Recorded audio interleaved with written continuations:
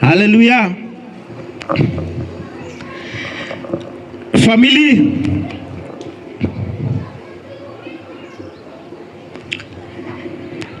Familie. Een lang story kort. Een letterlijke oorlog tussen die president van Amerika saamgesmeld saam met Israël. Wat hulle self die kinders van die Here noem. En die Amerikaanse president wat ook geïnspireer word deur die Amerikaanse wat ons noem afvallige protestantisme wat 'n oorlog aanhits en inspireer en beïnvloed en waarna die groot meerderheid van die wêreld na kyk en sê dat dit is die laaste dae waarin ons is en dat hierdie dinge moet plaasvind want dit is 'n vervulling van Bybelprofesie ongeag of daar 168 onskuldige kinders se bloed gevloei het nie. Ons kyk daarna en ons sê dat ons staan saam met Israel want hulle is die uitverkorenes, hulle is die volk van die Here. Ongeag die onskuldige bloed wat daar vloei. Hoekom is dit onskuldig? Want wat het die kinders te doen in die sake van die konings van die wêreld, die presidente van die wêreld? So, hierdie is nie almal se sienswyse nie. Daar is 'n ander weergawe, daar is 'n ander perspektief. Dit is nie die eerste keer dat in die naam van die Here onskuldige bloed vloei nie. Want Jesus, tesame met die kerk van sy dae, het ook hierdie onder ons gehad, dat julle noem julle self kinders van die Here, kinders van Abraham, maar hier staan julle en julle wil my om die lewe bring, julle wil iets doen wat Abraham nie wil gedoen het nie. Net soos Stefanus, wat ook gestaan het saam met kinders van die Here, wat sy bloed onskuldig laat vloei het. As dit die eerste en die laaste keer nie, dit moet weer gebeur, dit sal weer gebeur. Want wanneer Jesus gevra word oor die laaste dae, in Matteus 24, as ons deurlees, die eerste keer en sê, pas op, dat julle nie mislei word nie. So ek wil maar net vanoggend vir ons kom vra, is ons nie mislei nie? As ons kyk na die letterlike oorlog, is dit waar die Here wil hê ons fokus moet wees.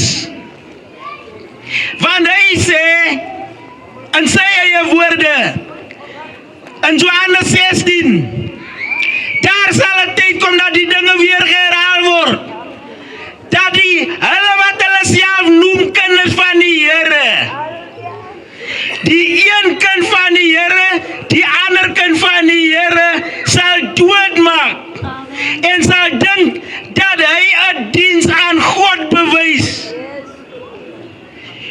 Moord en doodslag in die naam van die Here Jesus Christus. En ek wil vir my kom distansieer van dit af in hierdie oggendure. Nie in die naam van die Here Jesus Christus nie. En dit is nie sy wil en sy plan nie. Inteendeel, dit is eers waar hy wil hê ons moet fokus nie. Daarom soos die woord van die Here vir ons sê, jy vat die lamp en jy sit die lamp onder 'n maatemmer of onder 'n bed of in 'n verborge plekkie. Jy sit dit op die stander sodat dit hoog kan wees, dat dit kan skyn en lig gee, sodat almal in die sien. En dit is wat ons wil doen in hierdie oggendure, ten opsigte van 'n oorlog, wat een en elkeen van ons raak. Om 'n lang storie baie kort te maak, die boodskap vir die tyd waarin ons lewe, is eenvoudig. Jesus, sy woord sê, hy het die 99 skape het hy gelos. En toe het hy die 100ste skaap het hy gegaan soek. Nou elkeen wat vanmôre my stem hoor, is jy nie die 100ste skaapie. Dat die Here die genade en die voorreg van bekering op 'n skingboord tot binne een en elkeen van ons bereik bring nie. Daar is een van ons wat kan sê, as ons verlore gaan, dat die Here het die plan gemaak om na my uit te reik. Dit maak nie saak hoe ver ons geval het in ons sonde nie. Het die Here vanoggend gebestem dat hy sy stem kan hoor klop aan die deur van jou hart. Die boodskap is eenvoudig, geen verlossing sonder bekering nie. Ons moet ons hart vir die Here gee. Daar is ons stry, 'n verlore stryd teen sonde. Daar is niks wat ons kan doen om onsself te help nie. Eenvoudige boodskap. Die tyd waarin ons lewe, die laaste dae, dit sal wees soos in die dae van Sodom en Gomora en soos in die dae van Noag. Sonde moet vernietig word. Maar ons moet kies. Waar wil ons wees? En wil ons wees soos Noag? Hy en sy huisgesin wat hulle se saak met die Here reggemaak het. En saam in die binnekamer en in die privaatheid van hulle se huis die Here geaanbid het. Almal van ons wil die Here aanbid in gees. Met dit het die wêreld nie 'n probleem nie. Maar in gees en waarheid, dis waar die probleem lê. So, ons moet kies. Sonde gaan vernietig word. Maar sal ons soos hy, saam met sy hele gesin, die Here aanneem en staan vir die naam en die saak van die Here. En hulle was almal gered. Of sal ons wees soos in die dae van Sodom en Gomora? Weer eens, sonde moet vernietig word. Hy sonde is vernietig met die vloedwater en toe met vuur. So ons moet kies, gaan ons wees soos Lot. Hy en sy 2 dogters alleen gered. Sy vrou het 'n soutpilaar geword. En die skoonseuns het tot as gebrand in Sodom. Daai is die boodskap vir ons tyd. En die ander gedeelte van die boodskap vir ons tyd is die liggaam wat die Here vir een en elkeen van ons gegee het. Wat maak jy met hy liggaam? Ek praat van die antie wat die 3 eetkoudol drink en die 2 Elajecks om in die aand aan die slaap te raak. En ek praat van die jongman wat te groot en van almal tussenin. Almal van ons hierby ingesluit. Hierdie liggaam wat ons het, behoort nie aan ons nie. Hy is gebetaal met bloed. En die Here vereis rekenskap van wat ons daarmee maak. So deel van hierdie laaste boodskap is, hierdie liggaam is bestem om 'n heilige tempel te wees vir die Heilige Gees van die Here om in te woon. En wat besig is in die laaste dae. En daarom is dit so belangrik om te verstaan hoekom die Here die moeite gedoen het om ons te stuur, dat hierdie boodskap kan uitgaan van ons nadere tyd, die Gees wat saam met ons pleit, wat vir ons sê, wat reg is en wat verkeerd is, moenie dit doen nie, doen dit. Die Gees wat pleit by ons, om die sonde te laat staan, om ons voet te weerhou van die verkeerde pad af.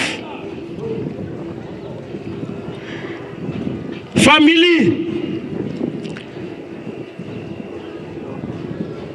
die Here het te behaag in ons, in onze harte, in onze siele. Daar is twee persone wat onze siel wil hê. Die duivel en die Here Jesus Christus. Satan loop rond soos 'n brullende leeu om te kyk vir wie hy kan verslind.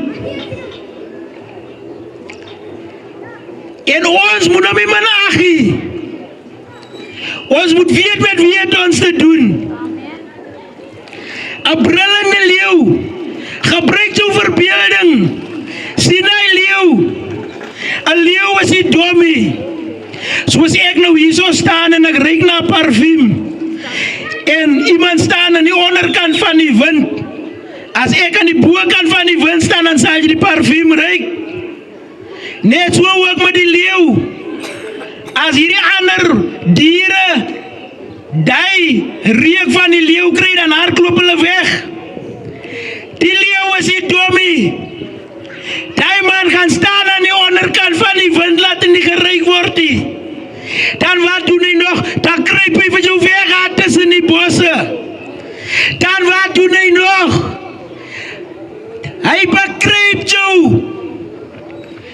Stadig maar seker sonder dat jy dit agterkom. Hy maak jou grus. Hy maak jou mak. En wanneer jy op jou gemak is, dan wil hy skielik toeslaan. En hy wil jou vang as twee wat jou siel wil hê. Die duivel loop rond soos 'n brullende leeu om te kyk vir wie hy kan verslind. Hy wil so skielik op jou neerkom, laat jy moenie weet of jy kom of gaan nie. Daar moet nie vir jou nog 'n kans wees om uit te kom nie. Die duivel wil vir jou en vir my vang. Hy wil vang om dood te maak. Maar ons moet kies. Ons moet kies. Ek sê altyd die Here is so magtig. Die Here is groot en almagtig. As ek nou net hierdie papier vat en ek los hom, dan val hy na die grond toe. Ek het nie die krag of die vermoë om 'n papier in die lug te hou nie.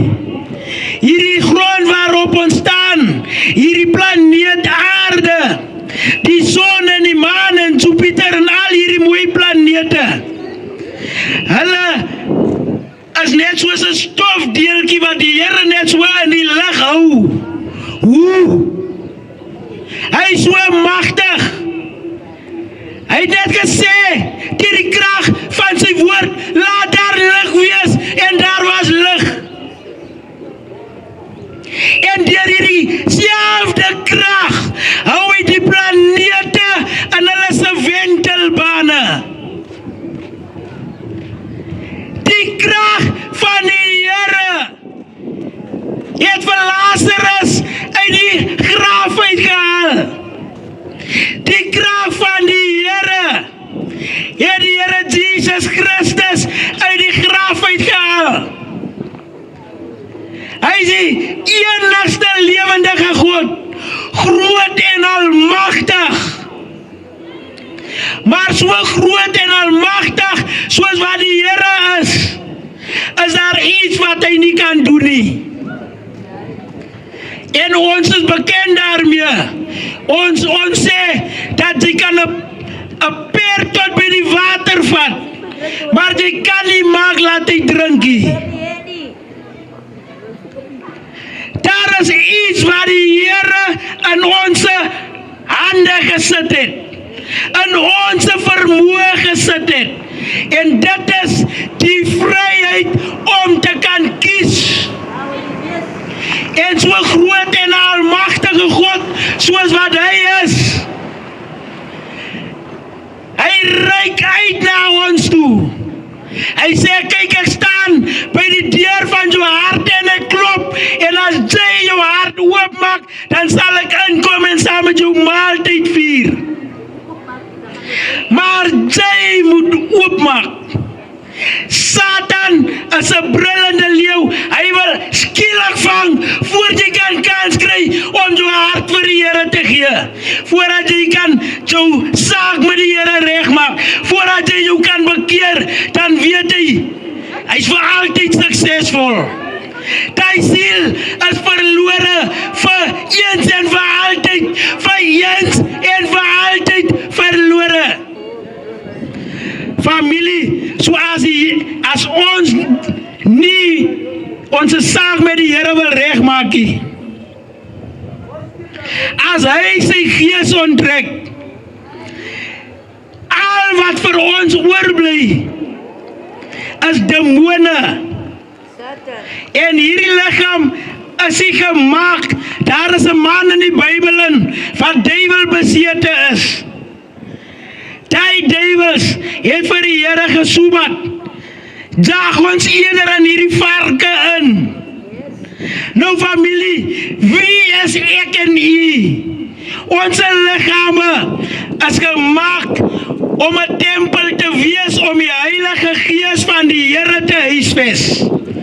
Daarom is dit deel van hierdie laaste boodskap, want as ons hart toemaak vir die Heilige Gees van die Here, en hy Gees word geonttrek van ons af, om nooit weer saam met ons te pleit nie.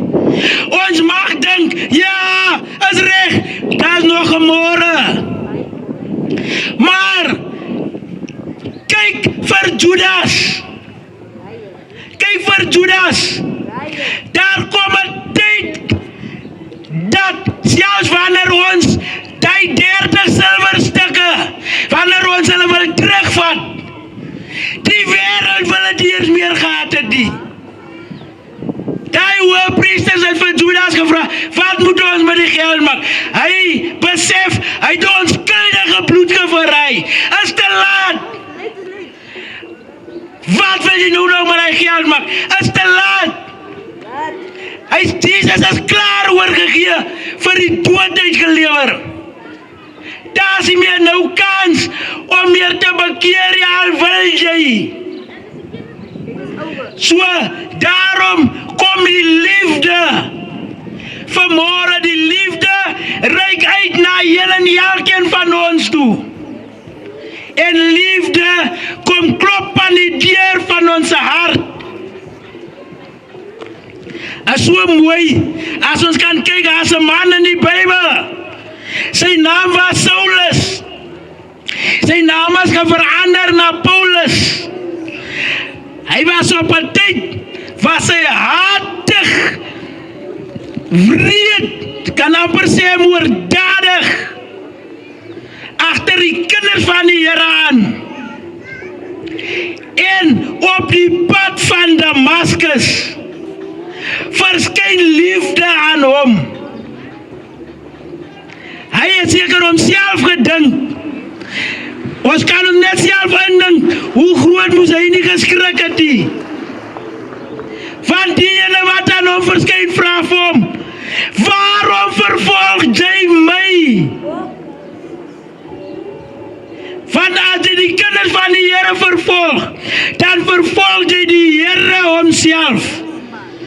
Hoe groot moes hy nie geskrik het nie, om te dink, hoe ver is hy nou in hierdie misleiding, dat hy miskien homself gedink het, hierso het die Here nou die reg, om net nou op die plek vir my dood te maak nie. Maar die Here toon liefde, en liefde verander hom. 1 Korintiërs 13, wat so mooi praat van die liefde.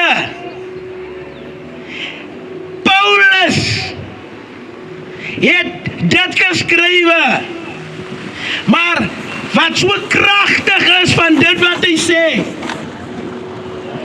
en dit is die boodskap vir elkeen van ons. Hy sê, toe ek 'n kind was, het ek gepraat soos 'n kind, gedink soos 'n kind, geredeneer soos 'n kind. Maar nou dat ek 'n man is tyd dat ons moet manne en vrouens raak, in ons eie voete of skoene waarin ons staan, in ons huise, in ons families, in ons huwelike. Ons moet manne raak. Hy sê ek het 'n man geraak. Nou dat ek 'n man geraak het ek die dinge van 'n kind afgelê. Ons moet reageer op liefde. Van liefde reik uit na ons toe. En as ons liefde verwerp, familie, as ons kyk na 'n huwelik, ons staan in die huwelik, dan beloof ons liefde.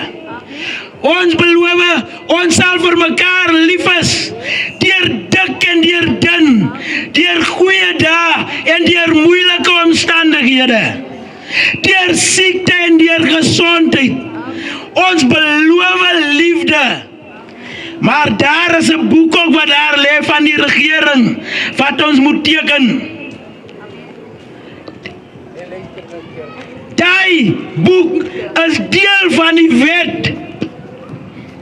En daarom, liefde reik uit na een en elkeen van ons toe. En as ek geen liefde optree nie, en ek skop en trap my vrou, dan moet sy die wet intrek. Dan moet daar 'n interdik gemaak word. Of dan moet ek tronk toe gaan. Familie, die pad, soos my suster ook gesê het, daar is 'n pad wat vir die mens reg lyk, maar die uiteinde is die versekerde weë van die dood. Ons moet 'n man raak wanneer liefde ons hart wil aanraak. En ons moet kruis toe kyk. Daar is 'n ander liefde, of 'n ander openbaring van liefde, behalwe die liefde wat die Here Jesus Christus vir my en vir u het op die kruis van Golgotha nie. So, ons moet reageer wanneer liefde na ons toe uitreik. Is nie nodig om eers op 'n sterfbed te lê nie. Is nie nodig of eers voor die hof te beland nie, of in die hospitaal, of in moeilike omstandighede nie, dat dit eers moet intree nie. So daai is die kort en die lang van die tyd waarin ons lewe.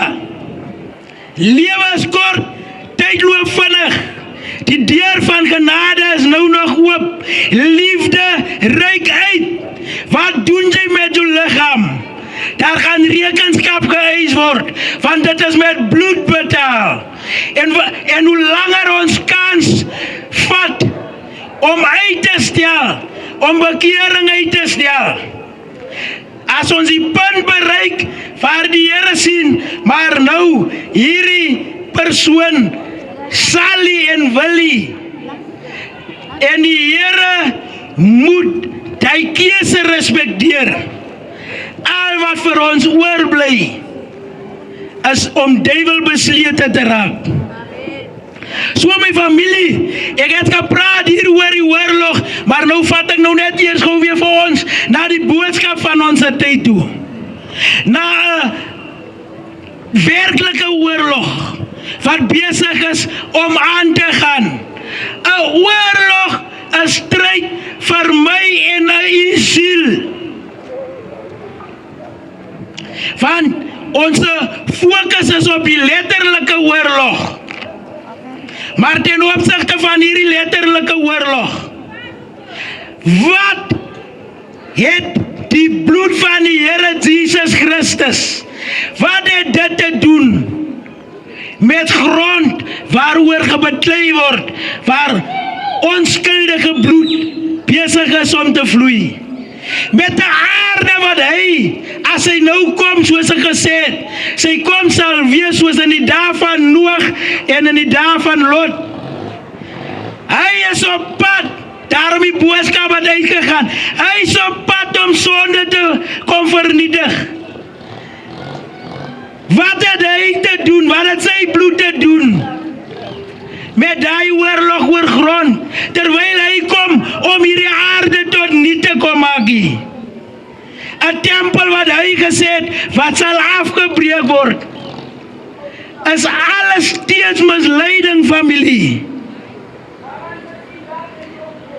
Jesus homself, terwyl hy op die aarde gestap het, daar was 'n tyd gewees dat hulle hom met geweld wou geneem het en hom koning gemaak het.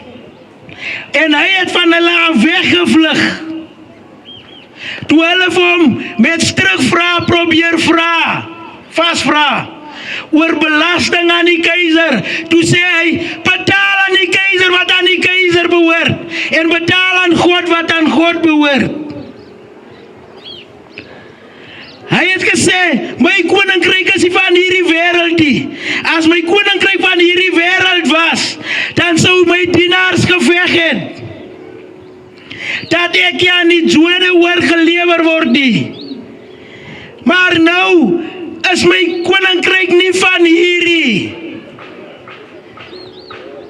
Familie, so ek wil ons fokus kom afhaal van hierdie letterlike oorlog, wat ons dink dit is die oorlog, die godsdienstige oorlog, in die naam van die Here, waarin hierdie onskuldige bloed vloei.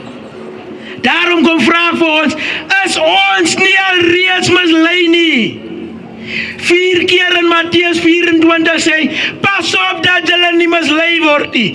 Daar sal vals Christusse kom in my naam en hulle sal baie mislei. Daar sal valse profete kom en hulle sal baie mislei. Die misleiding sal so erg wees dat as dit moontlik was dat hulle tot die uitverkorenes ook sou mislei. Nie in die naam van die Here nie, my familie. Daar is die oorlog waarvoor hy sy bloed gekom vloei het nie. En hy, soos ek gesê het in Matteus 16, het hy gesê, dit sal weer, die misleiding sal van so 'n aard wees, dat het sal weer gebeur. Maar weet julle hoekom hulle dit doen? Die Here Jesus Christus sê, hulle sal dit doen.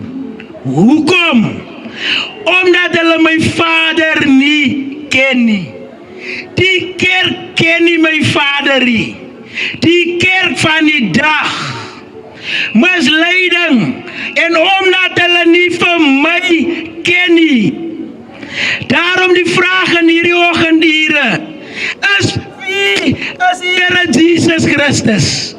Wie is hy? Toe hy sy eie disippels gevra het, toe erken Petrus, volgens die profesie in Daniel 9. U is die Messias. U is die gesalfde. U is die Christus. U is die gesalfde.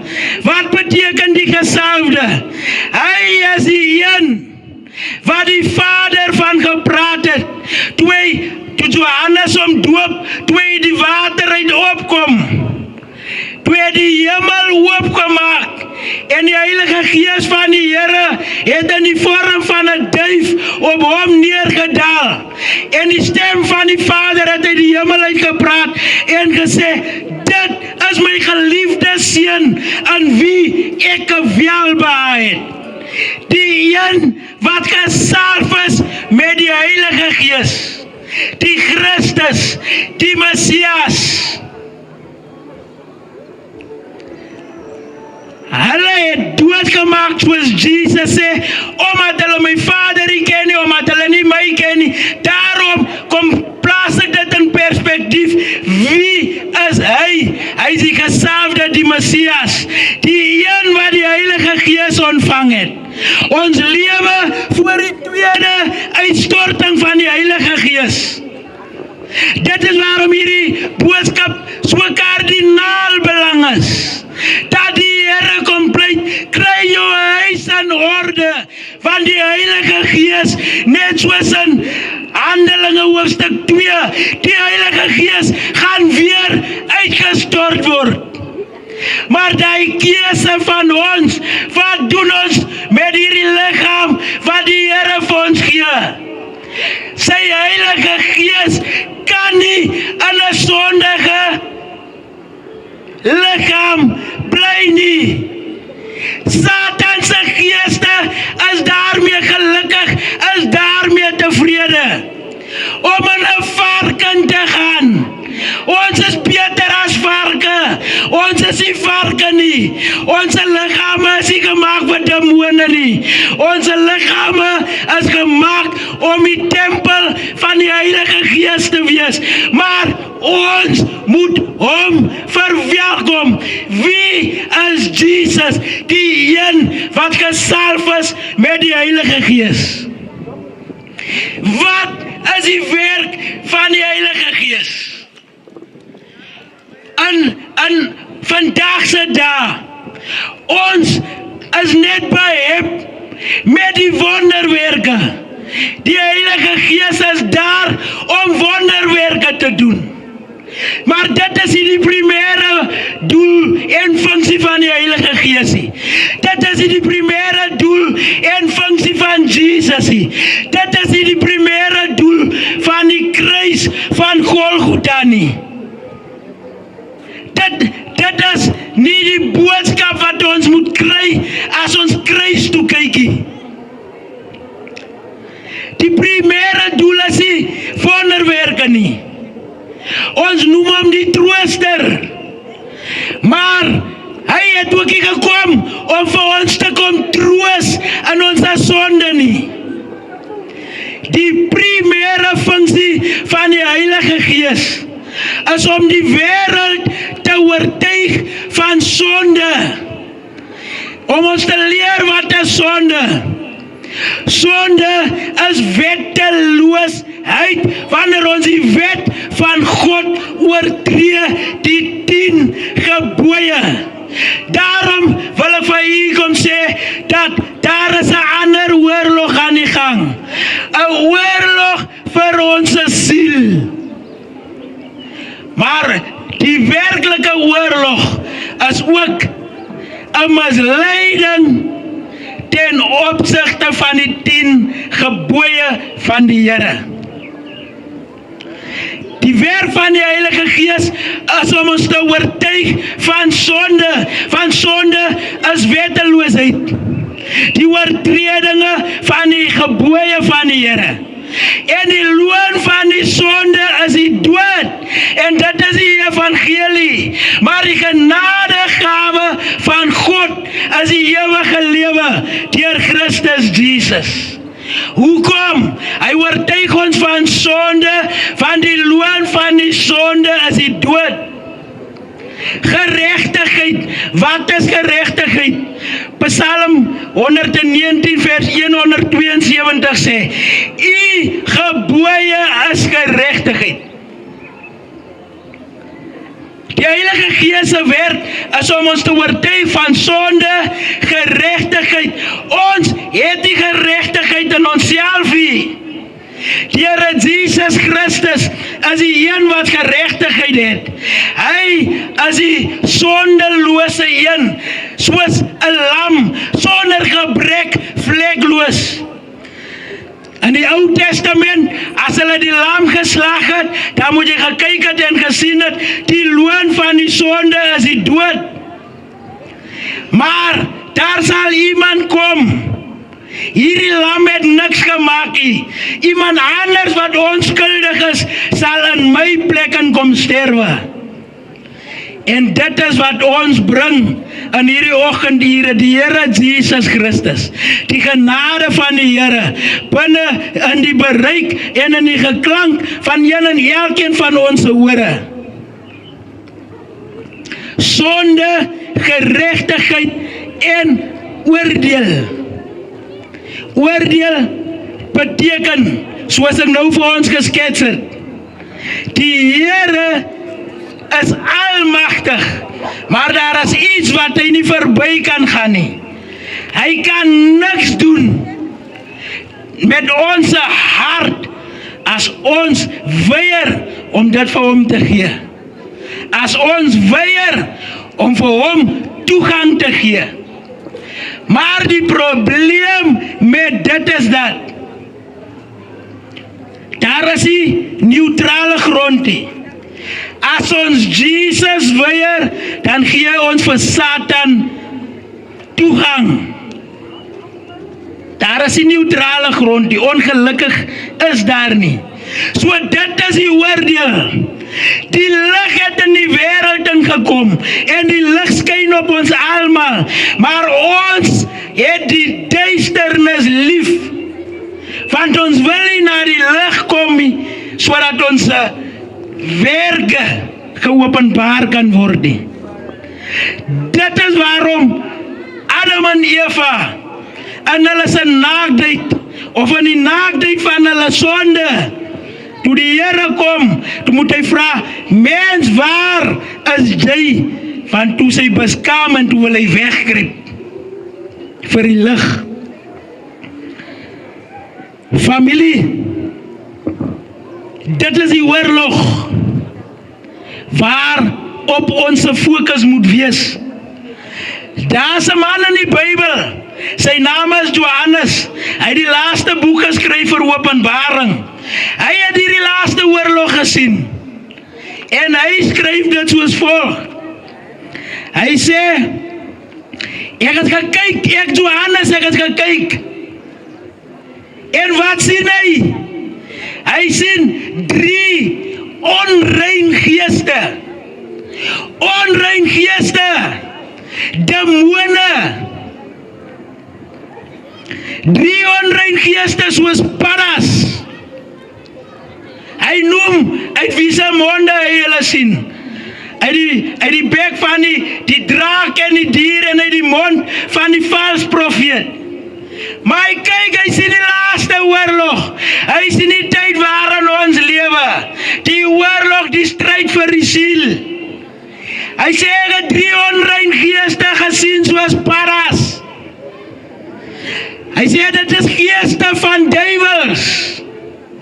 En wat doen hulle? Hulle doen tekens en wonders. Tekens en wonders. Want ons is lief vir tekens en wonders. Daarom kan ons sien in Openbaring 13. Hy doen tekens en wonders. En een van die tekens en die wonders wat hy doen, is hy laat vuur uit die hemel uit neerdal. Vuur wat 'n teken is van die Heilige Gees. 'n valse herlewing, 'n valse herlewing, 'n valse gees wat besig is om die wêreld te mislei. Daarom kom praat ek van misleiding in hierdie oggendure.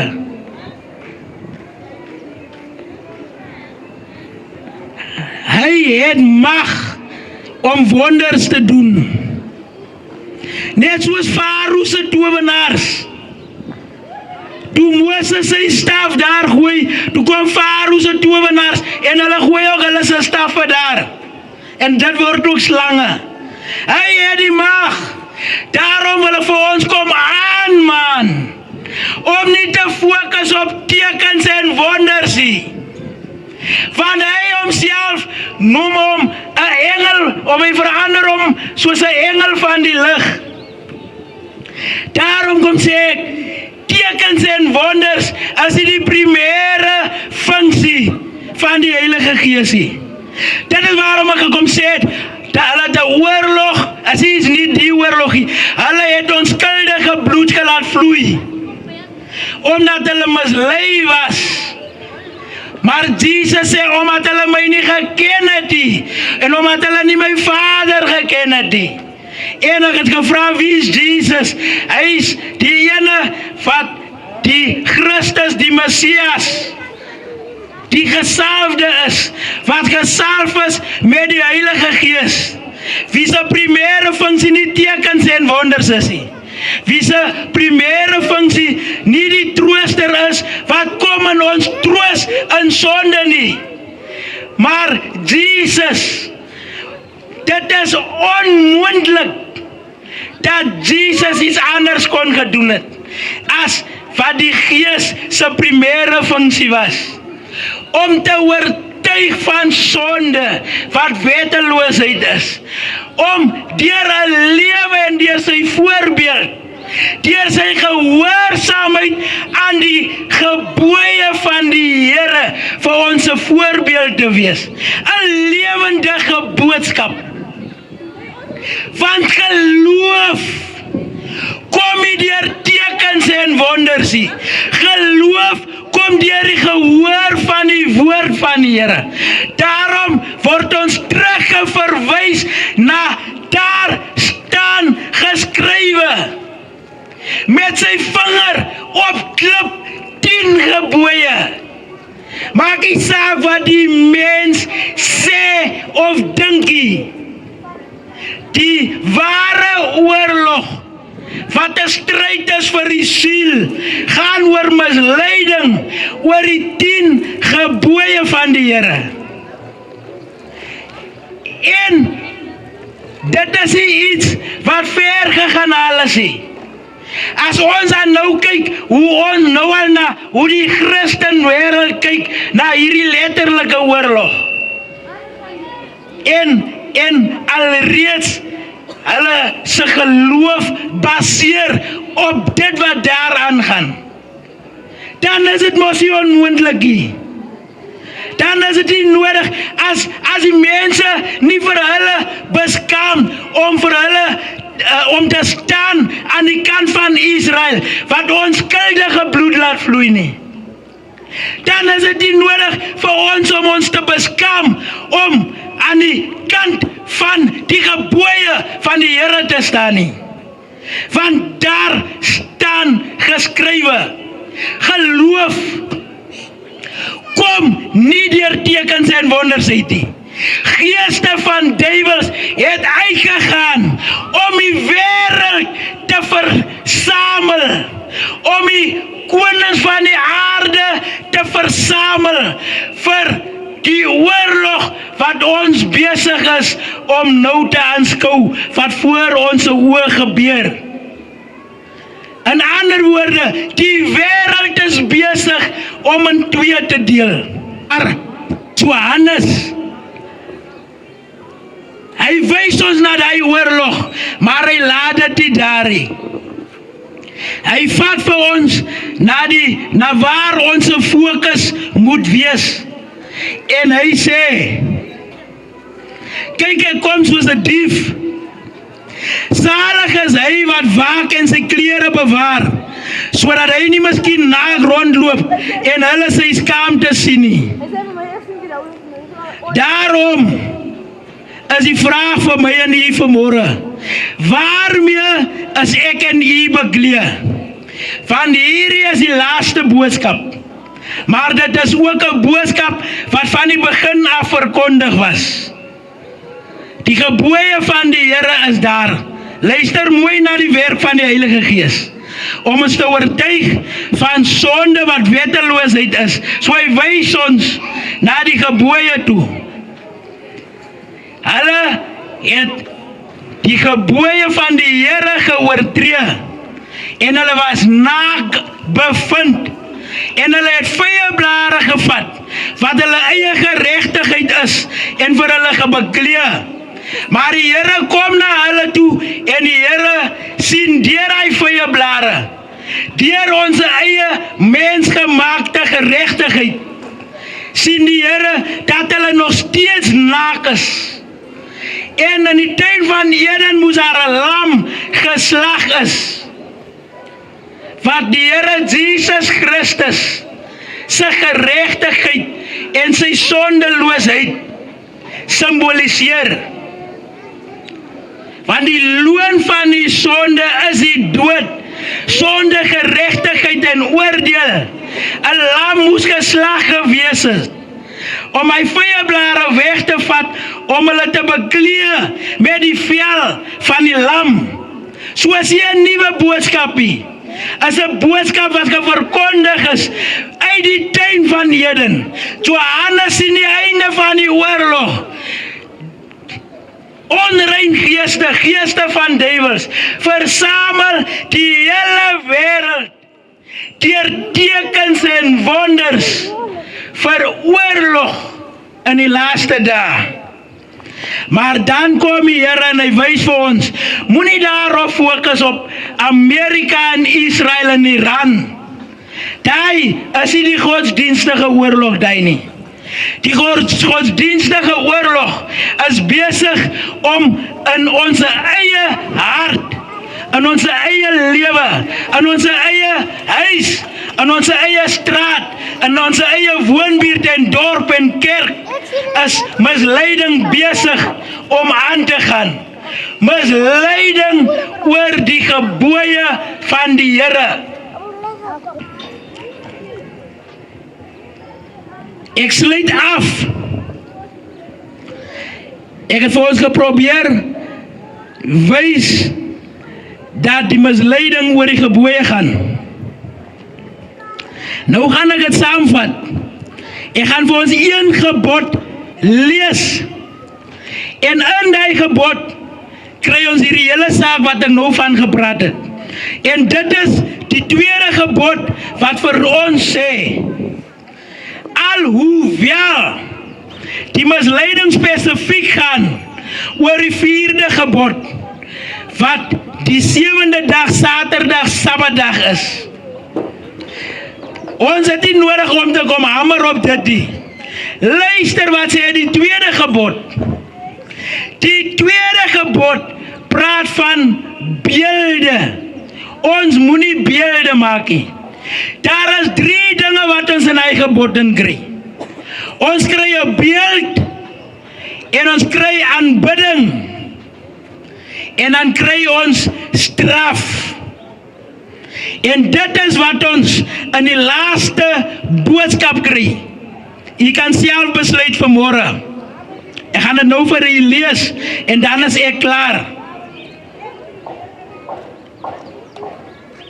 Daar is 'n beeld, daar is aanbidding, daar is straf. Daar is eintlik 4 goede en daar is 2 groepe. Dit word gevind in Eksodus 20 vers 3 tot 6. Die woord van die Here sê, en dit is die funksie van die Heilige Gees. Sonde. Van wat is sonde? Sonde is wetteloosheid. Die funksie van die Heilige Gees, sy primêre funksie is die wonderwerke nie. Hy word genoem die trooster, maar hy troos ons nie aan sonde nie. Hy wil nie eens moet mislei wees oor die gebooie van die Here nie. ons mislei is oor die gebooie van die Here, dan mag ons dink dat ons geklee is met die geregtigheid van Christus. Maar dan is ons eintlik naak. Dan is ons met niks anders geklee, dieselfde as Adam en Eva in die tuin van Eden, as met vyeblare nie. Die gebooie,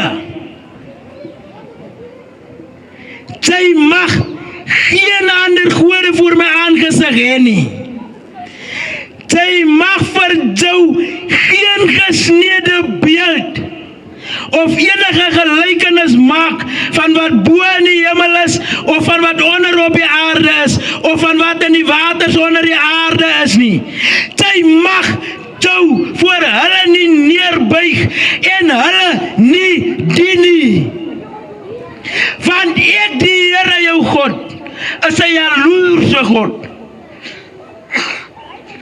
Van die misdaad van die vaders besoek aan die kinders, aan die derde en aan die vierde geslag van die wat my haat. Daar is 'n beeld en hy sê ons mag nie maak nie. En ons mag dit nie aanbid nie. 'n valse stelsel van aanbidding, misleidend ten opsigte van die gebooie.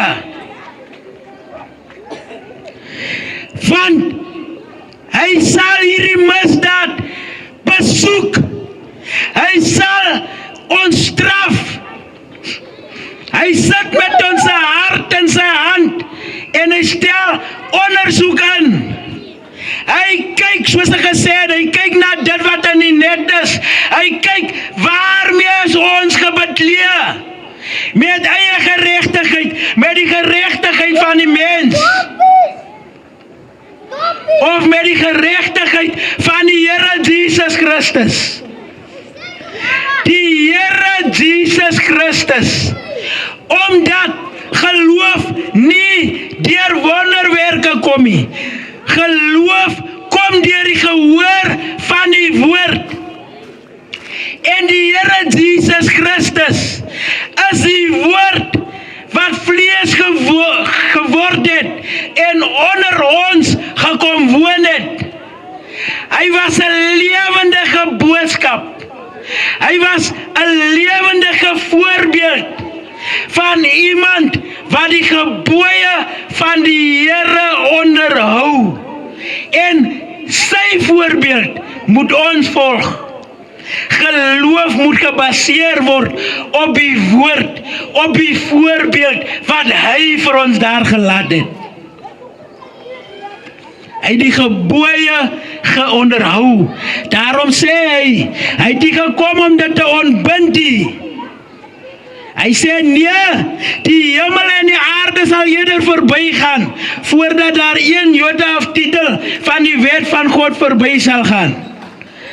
Hy het nie gekom om te ontbind nie. Hy het gekom om te vervul.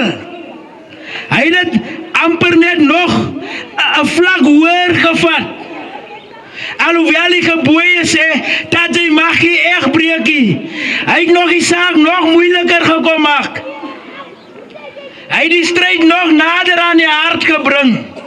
Dat 'n man wat na 'n vrou kyk om haar te begeer, alreeds in sy hart met haar egbreek gepleeg het.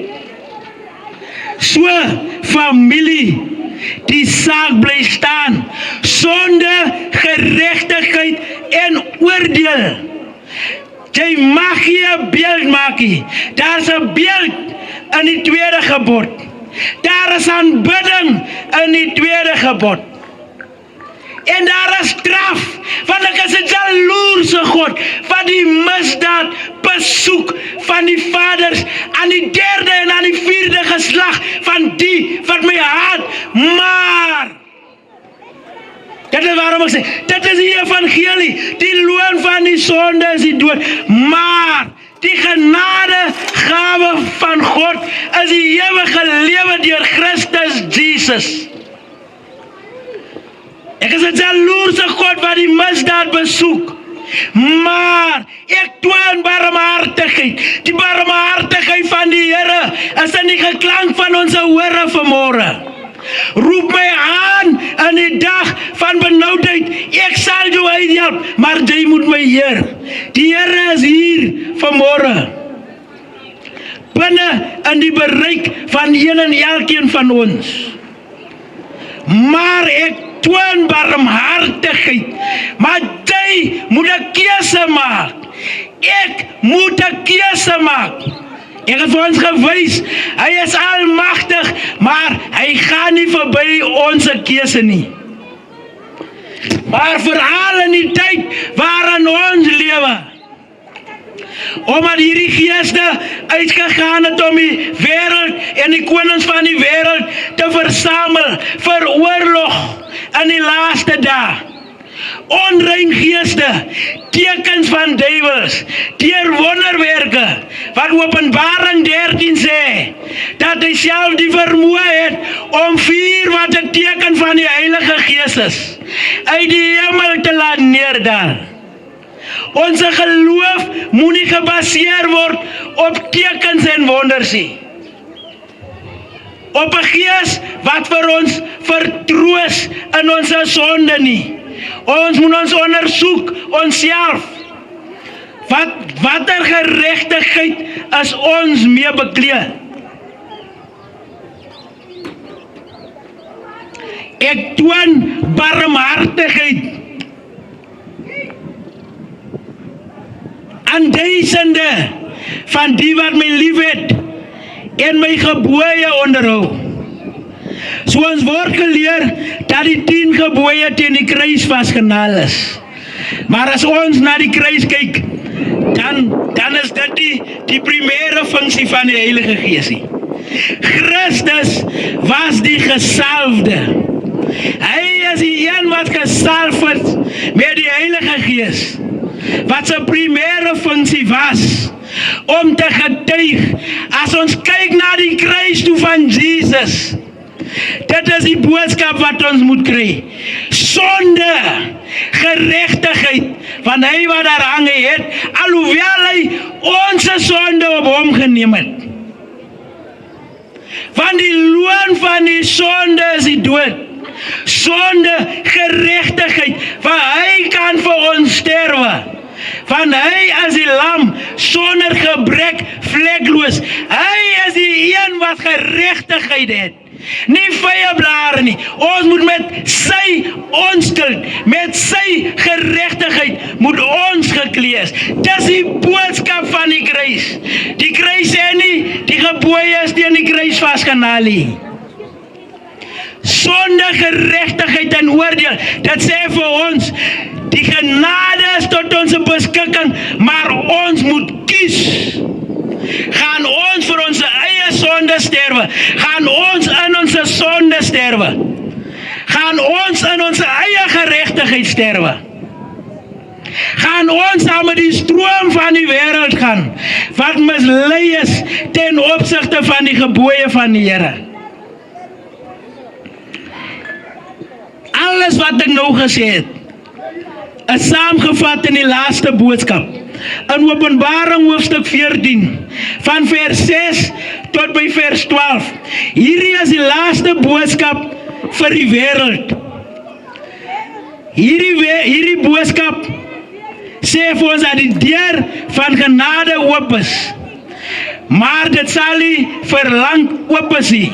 Dit sal nie vir aanhou oop is nie. Ons moet kies. En ons kan sien, hier is 2 groepe. Hier is 'n beeld, hier is misleiding, hier is aanbidding, en hier is 2 groepe. En daar is straf. Ek sluit af, ek lees dit vir ons. Die laaste boodskap vir die wêreld. Openbaring hoofstuk 14 vers 6 tot by vers 12. By vers 14 kom die Here Jesus Christus op die wolke van die hemel met 'n goue kroon op sy hoof en met 'n sekel in sy hand. Ek het 'n ander engel in die middel van die lug sien vlieg met 'n ewige evangelie om te verkondig aan die bewoners van die aarde. En hierdie evangelie is in die geklank van ons ore. En hy het met 'n groot stem gesê: Vrees God en gee hom heerlikheid, want die uur van sy oordeel het gekom. Vrees God en gee hom heerlikheid. Die uur van sy oordeel, daar is nie meer tyd nie. Onthou wat het ek gesê? Die lewe is kort, tyd is min, brullende leeu, hy wag om te verslind. Ons moet kies, hy wil vang om dood te maak. Ons moet ons laat vang deur Christus. Christus wil vang om lewe te gee. Christus wil almal vang. As Christus in ons hart kom, dan kom hy met al die begeertes wat die hart kan begeer. Hy kom met al die hemelse seëninge. Ons naam word geskrywe in die boek van die lewe van die lam wat geslag is voor die grondlegging van hierdie wêreld. En 99 skape het hy alleen gelaat. En hy het gekom en het hy een skaap gekom soek. Hy een verlore skaap. Is dit nie vanmôre ek en u nie? Is dit nie ons nie? Die Here soek sy skaap. Die Here soek sy skaap. Wat hy voorgesterwe het. Wat hy voor sy bloed gestort het. Die loon van die sonde is die dood, maar die genadegawe van God is die ewige lewe deur Christus Jesus. So ons lewe al reeds in die tyd. Die uur van sy oordeel het aangebreek. En aanbid hom wat die hemel en die aarde en die see en die waterfonteine gemaak het. In ander woorde, aanbid die Skepper. Wie is die Skepper? Is hy wat die hemel en die aarde gemaak het. Die een wat gesê het in die begin, laat daar lig wees en daar was lig. Hy wys ons terug na die begin toe, na die God wat die Skepper is. Wat in 6 dae die hemel en die aarde geskaap het, die see en die waterfonteine. En die 7de dag het hy gerus. Saterdag, wat die Sabbatdag is, wat hy geseën en geheilig het, waaroor die misleiding in die laaste dae gaan. Dit is die eerste engelse boodskap, wat gaan oor aanbidding. Die tweede ene sê, geval het Babylon, die groot stad, omdat sy al die nasies laat drink het van die wyn, van die grimmigheid van haar hoerery. Die laaste engel, en ek sluit af, 'n derde engel, het hulle gevolg en met 'n groot stem gesê, as iemand die dier en sy beeld aanbid, dieselfde wat ons kry in die tweede gebod, 'n beeld, aanbidding, straf, twee groepe, die wat my haat en die wat my liefhet, ons moet kies.